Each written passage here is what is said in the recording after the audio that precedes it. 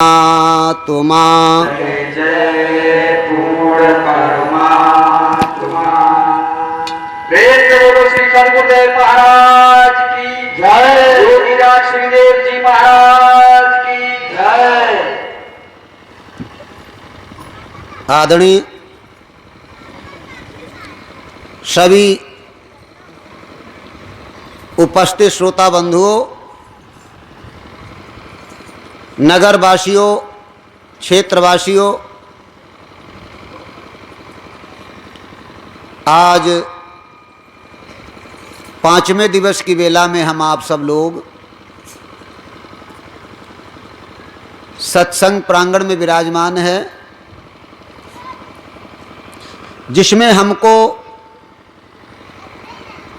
कथा भी सुनने को मिलता है और सत्संग भी सुनने को मिलता है।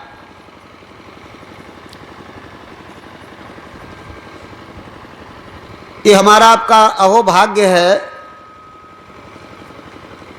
जो हम आपको मालिक ने समय दे दिया। रोज बताते हैं ये समय अति दुर्लभ होता है। कोई कृपा जब होती हमारे आपके ऊपर तो ऐसा मौका निकलता है जिसमें हमको सत्संग सुनने को मिलता है। क्योंकि सत्संग एक ऐसा अमृत है जो जीव को तीनों कालों से बचाता है। सत्संग से भूतकाल हमारा सुधर जाता है, उद्धार हो जाता है, भविष्य काल सुखमय गुजरता है और वर्तमान काल का आनंद ही आनंद है। जैसे औषधि होती है, कल हमारे कोई मर्ज हो गई, आज हमने दवाई खाई, बहुत मर्ज ठीक हो गई। इस समय जो दुख है वो भी नहीं है और आगे कल दुख होगा भी नहीं। ये सत्संग ही ऐसी औषधि है जो तीनों कालों से हमें बचाती है और कोई औषधि नहीं है। इसलिए भले हमको अज्ञानवश इसका महत्व न पता हो। अज्ञान का मतलब होता ज्ञानी होना नहीं, आत्मज्ञानी होना।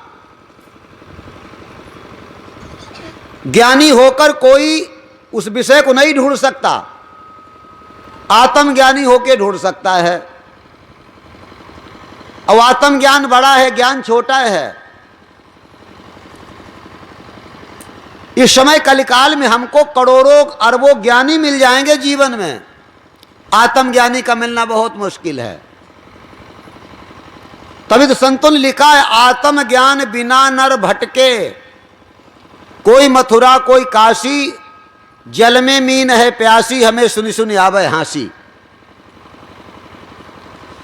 आत्मज्ञान बड़ा होता है ज्ञान से। हमारे पुराणों में, रामायण में, इतिहास में लिखा है, रावण बहुत बड़ा ज्ञानी था। आप लोग भी सुने होंगे, रावण जैसा ज्ञानी और कोई नहीं था। लेकिन उसमें एक ही कमी थी, आत्मज्ञान नहीं था।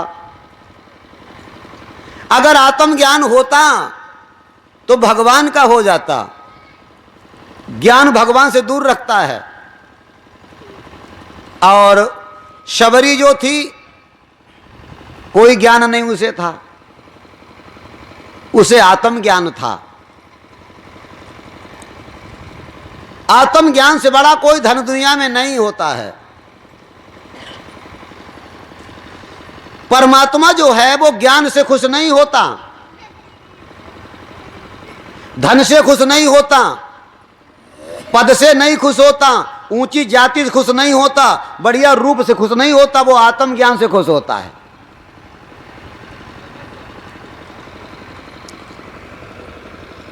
तो सत्संग मुझे आत्मज्ञान सिखाता है। भले हमको पता न लग पाए कि ये कितना कीमती है, और जब तक हमें जिस वस्तु की कीमत नहीं पता होगी, उसका महत्व नहीं पता होगा, तब तक हमारी नजरों में उसकी कोई कीमत होगी ही नहीं।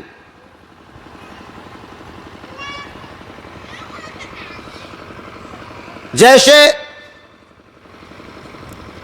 एक समय कीमत की बात याद आ गई। एक कुम्हार था, बर्तन बनाया करता था, तो तालाब में मिट्टी खोद के लाता था, घर में उसे कूटता था, संभालता था, बर्तन बनाता था। एक दिन वो तालाब में मिट्टी खोद रहा था तो उसे लाल मिल गया। लाल सबसे कीमती होता है, ये गोदी में खिलाने वाला नहीं, तिजोरी में रखने वाला लाल। लाल मिल गया तो उस कुम्हार ने देखा, बड़ा चमकीला पत्थर, बढ़िया सुंदर रंग उसमें है, तो उसकी बुद्धि यहीं तक आई, ये बहुत बढ़िया पत्थर है, बड़ा चमकीला है, और उसमें बीच में सुराख भी था। तो उसने सोचा, वाह ये तो बहुत बढ़िया है। उसने उसमें तागा डाला और अपने गधे के गले में बांध दिया कि हमारा गधा अच्छा लगेगा। हाँ, हमारा गधा अच्छा लगेगा। अपने बांधे बांधे टहलता है, रोज अपने गधे पे मिट्टी ढोता है। एक दिन जौहरी आ गया, लाखों लोग आए गए, जो हमें क्या कहा, भाई गधा बहुत बढ़िया लगे, जब से तुमने जो बांधो तो बहुत बढ़िया लगे। जौहरी आया एक दिन, जौहरी, तो उसने नजर डाली और उसने पहचान लिया। तो उसने ये नहीं कहा बढ़िया लग रहा है, उसने कहा अरे कुम्हार, जो तेरे गधे के गले में बंधा है ये बहुत कीमती है। अब बढ़िया कीमती में अंतर है कि नहीं? अब तक जितने लोगों ने देखा, कहा बहुत बढ़िया लगता गला।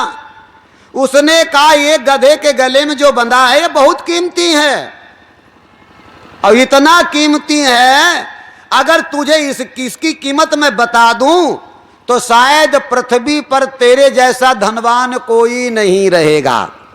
वो तो लाल है, गधा को पता ही नहीं, कुम्हार को पता नहीं, बांधे बांधे घूमता है। ऐसे ज्ञान में सत्संग को लोग गधा बनकर गले में बांधे बांधे घूमते हैं। पूरे जीवन कथा सुनाते हैं, पूरे जीवन सत्संग सुनाते हैं, भीड़ लगाते हैं, वो गधे ही हैं, क्योंकि सत्संग का लाल उनके गले में बंद है। उन्हें अच्छे तो लगते हैं, समाज को सुनाते बढ़िया लगते, बहुत बढ़िया सुनाते हैं, लेकिन उन्हें उस लाल की कीमत नहीं पता है। वो गरीब के गरीब हैं, और पता लग जाए कीमत तो धनवान हो जाए। और इतना कीमती है, हम आप नहीं जान सकते, ऐसे नहीं जानोगे। अगर जान भी जाओगे तो हलक के नीचे नहीं उतरेगा बगैर आत्मज्ञान के। जब आत्मज्ञान हो जाएगा तभी हलक के नीचे उतरेगा। क्यों? आत्मज्ञान जब हो जाता है तो उसकी कीमत पता लग जाती है। अब इतने लोग बैठे, कौन नहीं जानता मेरा बाप है? जानते हो नहीं जानते हो? कौन नहीं जानता मेरी माँ है? कौन नहीं जानता मेरी बहन है? ये तुम गधे के रूप में एक लाल ही बांधे हो। और जब कीमत पता लग जाएगी तो तुम माँ को समय से भोजन देना शुरू कर दोगे, समय पे पानी पिलाना शुरू कर दोगे, समय पे उसे कपड़ा देना शुरू कर दो, समय पे उसे दवाई देख रेख करना शुरू कर दोगे। और नहीं है, गधा बांधे बांधे घूमते हो, माँ बाप हैं, तुम कीमत नहीं जानते हो। कीमत जान जाओगे तो उसकी कीमत में लगना शुरू कर दोगे, नहीं शुरू कर दोगे। इसके मतलब हम गधे ही हैं, जानते हैं लेकिन कीमत नहीं जानते। जिस दिन भाई बहनों हम आप माँ बाप की कीमत जान जाओगे तो किसी के घर में बूढ़े माँ बाप भूखे प्यासे नहीं सोएंगे, बगैर दवा के नहीं रहेंगे, बगैर कपड़ा के नहीं रहेंगे। फिर ये तुम नहीं कहोगे कि हम 4 भैया हैं, बराबर सबने लो बराबर सेवा करें, हम अकेले काहे करें? ऐके मतलब तुमको कीमत ही नहीं बाप माप की पता है, या पता हो जाएगी कहोगे? नहीं कहोगे। इसीलिए कीमत का पता लगना ही कीमती होता है, जानना कीमती नहीं होता है।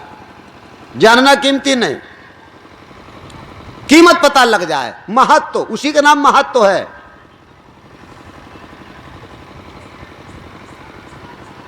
कुछ लोग काम निकालने के लिए कीमत करते हैं, महत्व रखते हैं। कुछ चीजों का ऐसा होता है, जब तक काम न निकले तले बड़ा महत्व, उसको काम निकल जाए कोई महत्व ना है। कुछ ऐसी वस्तुएं हैं, ये काया भी वैसी ही है, जब तक इसमें प्राण है, जब तक इसमें श्वासा चल रही है, तब तक इसकी बहुत कीमत है, बहुत इसका महत्व है कि नहीं? बीमार हो जाए कोई, ये दवा लाओ, वो देख रेख करो, वो रजाई ओढ़ाओ, वो व्यवस्था करो, और श्वासा निकल जाए, अब इस काया का कोई महत्व नहीं, या है? कोई महत्व नहीं। इसी बात को हमारे संतों ने क्या लिखा है? काज परे कुछ और है, काज परे कुछ और है। जब काम पड़ा तो और कुछ, अब काज सरे कुछ और। सरे मने जब काम हो गया तब उसकी कीमत, और काज पड़े कुछ और है, काज सरे कुछ और रहीमन भामर के पड़े नदी शरबामय मोर। मोर खरीद के आता है, जब तक भामर नहीं पड़ जाती है, टूट न जाए, फट न जाए, नुकसान न हो जाए, उसे संभाल संभाल के रखते हैं। अब भामर पड़ जाए फिर चाहे गुस्से दो, फिर तुम उसे नदी में सरवाई दो, क्यों? तो काम हो गया, उसका काम खत्म, उसका महत्व भी खत्म। ऐसे ही हमारे आपके जीवन में उसका तो उतनी देर का महत्व है, भामर पड़ने के बाद उसका महत्व खत्म है। लेकिन सत्संग एक ऐसा मोर है, भामर पड़ी नहीं उसके पहले, भामर पड़ेगी अब तक, और भामर पड़ जाएगी उसके बाद में। यह सत्संग का मोर तुम्हारे सिर से नहीं उतरना चाहिए, ये हमेशा काम देगा, ये धोखा नहीं दे सकता। ये कीमती मोर है सत्संग का। कल तो मैं यही बता रहा था, इंद्र का सुख रख दिया जाए, इंद्रलोक का सुख सत्संग के बराबर, एक पल के बराबर नहीं हो सकता। ऐसा भागवत में भी लिखा है। कल तो मैं रामायण से बता रहा था, भागवत में भी लिखा है। भागवत में लिखा है, राजा परीक्षित को श्राप लगा एक महात्मा का कि श्राप 2 ही लोग दे सकते हैं, दुखी या महात्मा, और कोई श्राप नहीं दे सकता।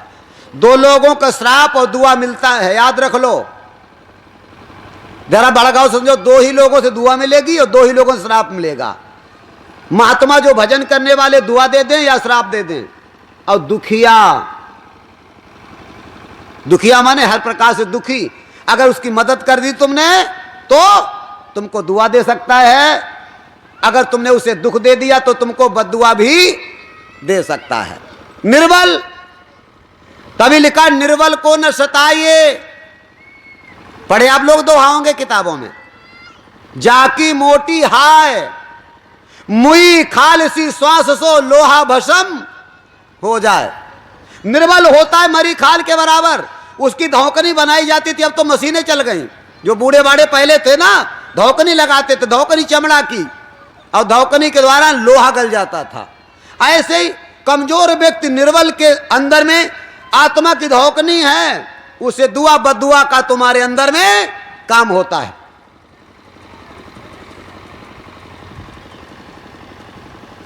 महात्मा ने श्राप दे दिया राजा परीक्षित को, 7वें दिन तू मरेगा, तुझे श्राप लग रहा है, सर्प काटने से तू नरक जाएगा। ये बात सारे संसार में फैल गई मानो राजा है, राजा की बात जल्दी फैलती है। क्यों?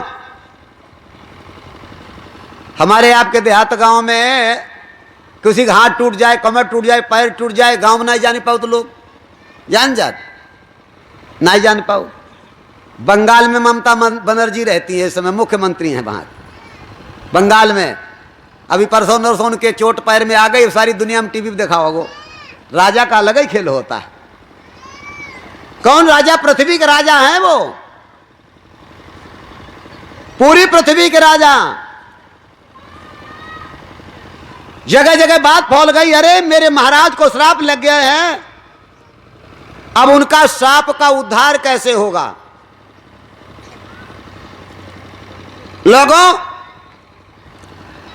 उनका भला कैसे होगा? 3 प्रकार से भला होता है।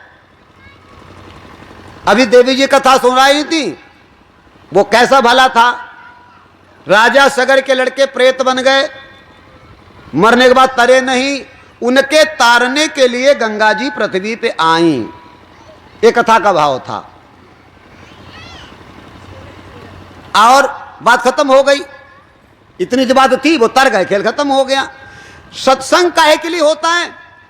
पीछे जो हो गया उसका भी उद्धार हो जाए तुमसे। मानो तुम पहले के कर्जदार हो, वो तुम्हारा कर्जा अदा हो जाए, अब आगे जीवन में कर्जा लेना ना पड़े और अगले आने वाले समय के लिए तुम पे कर्जा बन न जाए।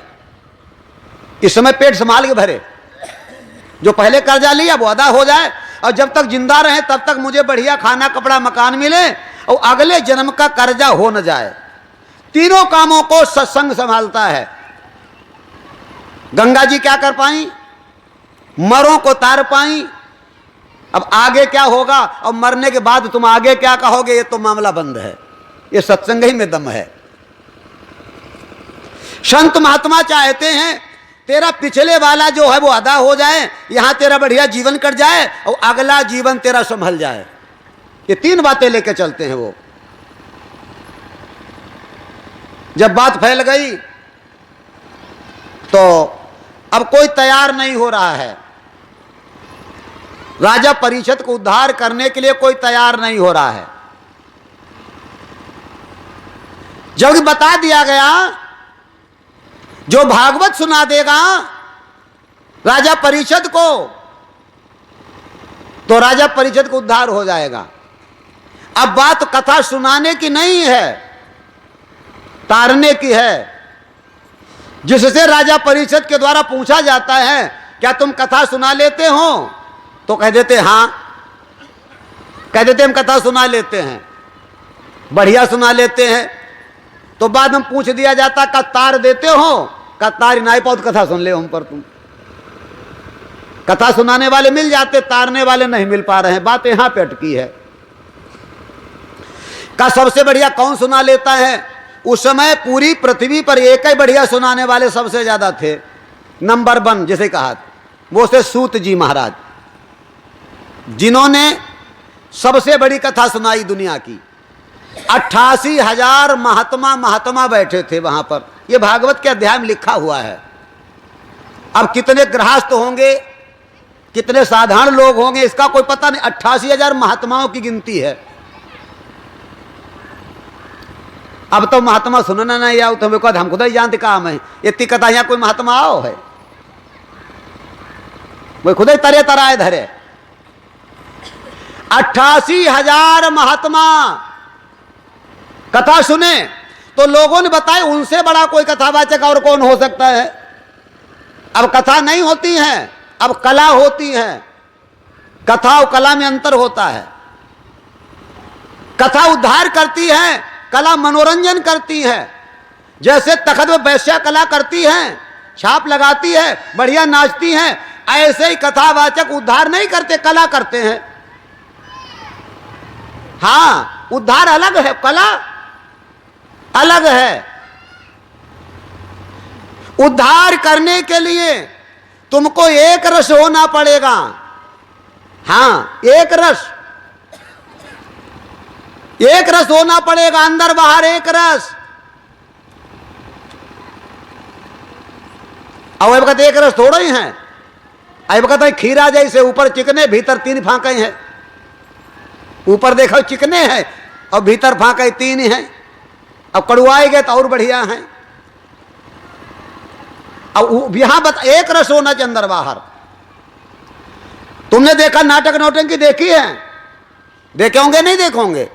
नाचने वाली जो रंडी होती वैसा होती हैं, उसी नौटंकी में वो तारावती बन जाती हैं, हरिश्चंद्र की पत्नी बन जाती है। कभी वही दूसरी कोई कथा भोर में चालू हुई तो सीता भी बन जाएगी, वो द्रौपदी भी वो बन जाएगी, रुक्मणी भी बन जाएगी, राधा भी वो बन जाएगी। क्यों बन जाएगी? है नहीं, है तो वो रंडी नाचने वाली। जब तक तुम उसे मंच पे देखते हो तो तुम्हारी नजर क्या होती है कि बहुत बढ़िया उसने रोल अदा किया, तारा बन करके, सीता बन करके, द्रौपदी बन करके, राधा बन करके। और बाद में तुम्हारी नजरों में क्या आता है? रंडी है।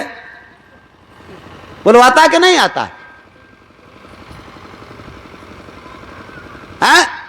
जब तक वो सीता बनी तुम उतनी देर तक नाटक में देखते हो राम की पत्नी है, राम भगवान वो हमारी अम्मा है, और नाटक खत्म हो तो वह रंडी है। ऐसा होता कि नहीं? और अगर वास्तव में वहां भी सीता नजर आई है तो मां है, और बात मंच से उतर जाए तब भी तुमको मां ही नजर आए, रंडी न नजर आए, तब अंदर बाहर बराबर होगा। बोलो होगा कि नहीं? वो तो रंडी है, वो तो वैश्या है। अब याद रखना, और उस वैश्या की नजरें तुम्हारी कैसी? एक जगह रंडी का नाच हो रहा था, बाप पूत नाच देखन गए, बाप पूत नाच देखन गए। बाप ने पहले रुपया दिया 10, कह जाओ रंडी की दया हो जाए, जो कर ले गो। तो बाप ने कहा अपनी अम्मा बनाएगी, रुपया दे रंडी। तुम पर पूछते हैं रंडी का रुपया तुमने कब वो अम्मा बना के दो? कोई ऐसा है बतावे तो दो का? गलत भावना से दिया। और जब तुम्हारी गलत भावना बन गई, जब तुम्हारी उस नारी पे गलत भावना बन गई, तो लड़का बैठा है, बाप की गलत भावना जिस नारी पे गई तो लड़का की अम्मा हुई कि नहीं हुई? वो बोलो। और लड़का रुपया दो का अम्मा बनाए दो? जो निशाना बाप लगाए बैठो तो लड़का लगाए बैठो। कैसे उद्धार होगा तुम्हारा भला? क्यों? ये घटना घटी हमारे यहां। हमारे पास एक गांव है, हमारे गांव से पश्चिम है 4-5-10 किलोमीटर। वहां पर एक परिवार रहता था, जमींदारों का परिवार, जमींदारों का परिवार। उन्हें दरवाजे पे नाच हो रहा था, ये घटना है, और मैंने उन परिवार को देखा है। अब तो वो बूढ़े बुजुर्ग हैं, लोग बताते थे। तो बाप नाच देख रहा था, बाप नाच देख रहा था, लड़का भी वहां नाच देख रहा था। तो उसी समय किसी ने मजाक कर दी, एक नोट भेज दिया और लड़के का नाम लेके भेज दिया कि जिनकी अम्मा का दूध पीने के लिए रुपए दिए जाते हैं। तखत पे रंडी नाच रही थी, लड़का गया बंदूक उठा के लाया, का कदम नहीं हिला सकती, घुंघरू नहीं बजा सकती कि मैं अपनी मां को नाचते नहीं देख सकता। उस दिन से आज तक वो बूढ़ी अभी गुजरी नहीं है, आज तक उसने नाचा नहीं। की उसकी जिम्मेदारी थी का 100-200 बीघा तुम्हारे नाम कर दिया जाएगा, बैठे बैठे खाओ, घुंघरू नहीं बजा सकती मेरी मां। आज तक नाचने नहीं दिया। देखो एक ऐसा भी प्रमाण है कि मैं एक ऐसे बाप की औलाद, मेरी मां नाचे। क्यों? उसे महत्व पता था मां का कि नहीं पता था? ऐसे ही महत्व होता है सत्संग का, यही महत्व है भाई बहनों। आज हम कलाकारों को देखते हैं, अंदर बाहर वालों को नहीं। इसलिए सुखदेव जी कथा सुनाने के लिए बैठे हैं। सूत जी से कहा गया तुम तो 88,000 महात्माओं को कथा सुनाए, हमको सुना सकते हो? बोले हाँ सुना देंगे। बाद में बात रख दी गई, क्या तार दोगे? तो सुखदेव जी से वो सूत जी बोले राजा परीक्षित से हम कथा सुना सकते हैं 1 बार नहीं 100 बार, लेकिन हम तार नहीं सकते हैं। कि हमको कथा सुनाने का ज्ञान है, तारने का ज्ञान थोड़ा ही है। सुनाने का ज्ञान है, हम वक्ता हैं, जो लिखा उसे पढ़ देंगे हम, उसका महत्व तो नहीं जानते। जो लिखा उसे पढ़ देंगे कि हमें को पढ़ने का ज्ञान है, जो पुराणों में लिखा उसे हम पढ़ देंगे। और तुमको तार देंगे, तुम तार थोड़े ही पाएंगे। का कौन तारेगा? अब खोज करना शुरू कर दिया, तारेगा कौन? तो संत महात्माओं ने खोज की। खोज कौन करेगा? जो खोज करने वाला होगा। क्यों? अभी तुमसे कोई पूछे कोई बढ़िया कथावाचक बताओ, तो ज्यादातर कौन सी बढ़िया बताएं? जो नाच ले तो है, कूद ले तो बढ़िया, गाय ले तो है कि उन्हें बहे बढ़िया मालूम है। के अलावा का बढ़िया? तुम पर कोई कहीं बढ़िया नौटंकी बताओ तो तुम भी बढ़िया बताओ, जहां खूब भीड़ होते खूब, कोई तुमको बढ़िया वहीं दिखाई देता है। तो बताया लोगों ने बढ़िया कथावाचक तारने वाला इस समय पृथ्वी पर एक ही है, एक ही है। कहा वो कौन है? का सुनाई उसने कभी नहीं। अब जो दुविधा वाली बात, सुनाई कब होना है? औले तो सुनाई है, जब सुनाई नहीं तो सुना कैसे लेता होगा? का सुनाई नहीं जानता है, अगर वो चाहे तो सुना सकता है। खुशामद करो, विनती करो, रो गिड़गिड़ाओ, अगर उनकी दया हो गई तो वो तुम्हें सुना देंगे, और पहली बार सुनाएंगे बोहनी तुम्हारे घर से करेंगे। ये भी बात पक्काई के साथ कर दी। चलो तुम कथावाचक कोई लाना बोला के, अब वो कहने लगे देखो भाई हमने कबहू सुनाई नहीं, तुम्हारे घर से बोहनी करी बढ़िया सुनाई, का तुम्हारी हिम्मत पड़ जाई सुना नहीं कोई पर? का कभी सुनाई ही नहीं। तो पूछा कौन है? तो चर्चा होने लगी संत महात्माओं में, वो सुखदेव जी हैं। का वो सुनाना कैसे जानते हैं? का वो सुनाना नहीं जानते, वो तारना जानते हैं। सुनाना सीखा जाता है और तारना सीखा नहीं जाता, साधना करके जगाया जाता है। तारने वाले महात्मा कहीं कथा सीखने नहीं जाते हैं ना, सुखदेव जी कथा सीखने नहीं गए। लिखा है भागवत में, सुखदेव महाराज 14 महीने के बाद तो पैदा हुए, 14 महीने गर्भ में रहे,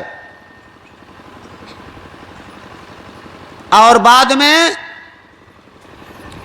जब वो पैदा हुए तो उन्होंने नार को, नार होता है जो काटा जाता, दाई काटती है, उसे अपनी बगल में दबा लिया और पांव पांव पैदल चलते हुए जंगल चले गए।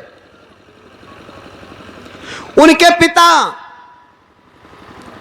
व्यास, उनकी पत्नी रोकती हैं, बेटा रुक जाओ, मोह में पड़ गई, पुत्र रुक जाओ, तुम्हारे सिवा मेरा कोई नहीं है, मुझे छोड़ के मत जाओ।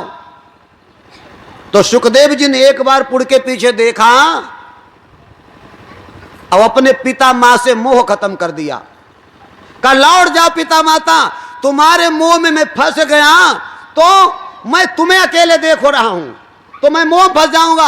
आज मैं संसार को देख रहा हूं, मैं संसार को सुखी करना चाहता हूं, संसार के दुख दूर करना चाहता हूं, इसलिए तुम्हारा थोड़ा सुख मैं नहीं दे सकता और संसार के दुख को संभालूंगा। जाकर चले गए, नहीं फंसे मोह में। फिर जाकर 14 महीने में पैदा हुए नार, जाकर जंगल में भजन करने लगे। भजन करते करके बड़ी साधनाएं उनमें आ गई, योग आ गया, सिद्धियां आ गई। अब उनके अंदर शक्ति पैदा हो गई। नार उनका अपने आप टूट गिर गया, जैसे पशुओं का गिर जाता है। हमारे तुम्हारे नार काटा जाता है, पशुओं का नार अपने आप चू जाता है, गिर जाता है। सुखदेव का नार अपने आप गिर गया, बड़े भी हो गए।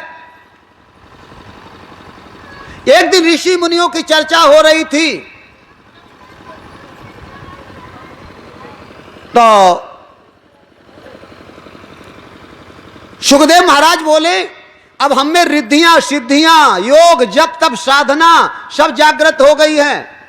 महात्माओं से बोले अगर कहो तो मैं, हालांकि सुखदेव जी 12 साल के रहे, हमेशा उनकी आयु घटी बड़ी नहीं, ऐसा बताया जाता। 12 साल की मतलब उम्र बड़ी होगी, उनकी लंबाई उतनी ही रही कि 12 साल के देखा, जैसे हमारी रामा जी जय भुंटानी देवी जय ऐसे ही रहेंगी। बड़ा पक्का उदाहरण महाराज जी ने तो। प्रेम से बोलो श्री सदगुरुदेव महाराज की। आज तुमने देखो 40 साल बाद देखी हो। हाँ 20 साल तो हमें मिले हुए बस, ये दादी ना हुई कब बिटिया ही नहीं है, लोग कहा बिटिया हट जाइए। बोलो गुरुदेव भगवान की। सुखदेव जी 12 साल की आयु में माने गए, इससे बड़े नहीं हुए। तो सुखदेव जी में शक्तियां जागृत हो गई, उड़ना जान गए, हवा में प्रकट होना जान गए, बूढ़े होना जान गए, जवान होना जान गए, दुबले होना जान गए, मोटे होने जान गए। ये विद्याएं हैं, ये सिद्धियां हैं। 8 सिद्धि नवनिधि होती हैं, जो मैं कहता हूं इसका मुझे अनुभव भी है, खाली हम वक्ता नहीं, हम अनुभव से उतरे हुए हैं। हाँ ये मैं सब जानता हूं, कैसे वजन बढ़ता है, कैसे घटता है, कैसे हल्का होकर उड़ जाता है प्राणी, कैसे जल पे चल जाता है, 1 से 2 कैसे हो जाते, 4 से 8 कैसे हो जाते। ये विद्याएं हैं, साधनाएं हैं, ये मंत्र नहीं है। अब सुखदेव जी ने सोचा अब हम उद्धार करेंगे लोगों का, कि उन्होंने इसीलिए काम ही किया, उनकी लगन ही ऐसी थी। एक जगह सत्संग चल रहा था, पहुंच गए, अपनी बात रखी, तो वहां पे आवाज आई, सुखदेव जी तुम रिद्धि सिद्धियों का चमत्कार सा कर सकते हो, लेकिन अभी तुम किसी का उद्धार नहीं कर सकते, अभी उद्धार नहीं कर सकते। का उद्धार कैसे करेंगे? का उद्धार करने का भी तुम्हारे पास कोई साधन नहीं। अब बड़ा अटक गए बेचारे, पूरे जीवन की तपस्या बेकार गई। जिस खातिर हमने ये काम किया, अब पता लगा अभी आप दिन भर भंडारा बनवाओ, 2-4 क्विंटल पूड़ी कचौड़ी खीर बनवा के तैयार करो, और हजारों आदमी आ जाए, और आखिर में ऐसी समस्या खड़ी हो जाए कि तुम किसी को भोजन नहीं करवा सकते, तुम्हारा भोजन कोई नहीं खाएगा, तो तुम्हें बहुत दुख लगेगा। ये मेरा भोजन बनान होता, सड़ गया, गल गया, हम क्या करें इसका? लगेगा कि नहीं लगेगा? सुखदेव जी को बहुत दुख हुआ, ये मेरा सारा जीवन बेकार चला गया। तो इन्होंने पूछा कैसे? तो कहा तुम अब गुरु जी की शरण में जाओ, उद्धार की चाबी वहां से स्टार्ट होगी। जब तक उनकी शरण में नहीं जाओगे तुम उद्धार नहीं कर सकते। अब बोले हम जाएं कहां? अब हमारे जैसा कोई गुरु नहीं मिलेगा, क्योंकि हमारे जैसा गुरु चाहिए। वो यही सोचते मुझे तेजवान,